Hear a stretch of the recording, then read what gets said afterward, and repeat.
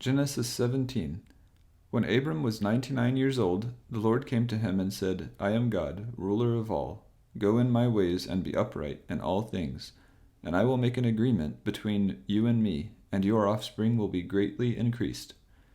And Abram went down on his face on the earth, and the Lord God went on talking with him, and said, As for me, my agreement is made with you, and you will be the father of nations without end. No longer will your name be Abram, but Abraham, for I have made you the father of a number of nations. I will make you very fertile, so that nations will come from you, and kings will be your offspring. And I will make between me and you and your seed after you, through all generations, an eternal agreement, to be a God to you and to your seed after you. And to you and your seed after you I will give the land in which you are living, all the land of Canaan, for an eternal heritage, and I will be their God. And God said to Abraham, On your side you are to keep the agreement, you and your seed after you, through all generations, and this agreement which you are to keep with me, you and your seed after you, every male among you is to undergo circumcision. And the flesh of your private parts you are to undergo it, as a mark of the agreement between me and you.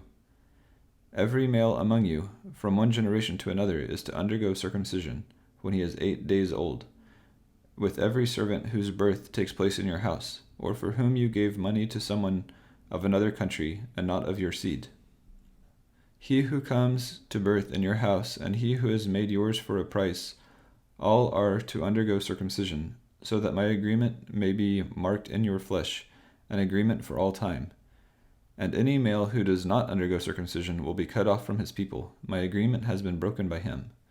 And God said, As for Sarai, your wife, from now on her name will not be Sarai, but Sarah. And I will give her a blessing, so that you will have a son by her. Truly my blessing will be on her, and she will be the mother of nations. Kings of people will be her offspring. Then Abraham went down on his face, and laughing, said in his heart, May a man 100 years old have a child? Will Sarah at 99 years old give birth? And Abraham said to God, If only Ishmael's life may be your care. And God said, Not so, but Sarah your wife will have a son, and you will give him the name Isaac, and I will make my agreement with him forever, and with his seed after him. As for Ishmael, I have given ear to your prayer. Truly I have given him my blessing, and I will make him fertile and give him great increase. He will be the father of 12 chiefs, and I will make him a great nation. But my agreement will be with Isaac, to whom Sarah will give birth a year from this time. And having said these words, God went up from Abraham.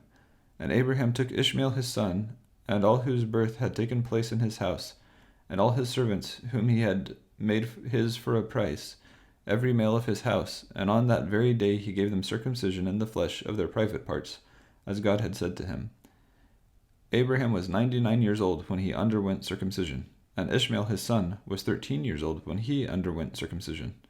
Abraham and Ishmael his son underwent circumcision on that very day, and all the men of their house, those whose birth had taken place in the house, and those whom he had got for money from men of other lands, underwent circumcision with him.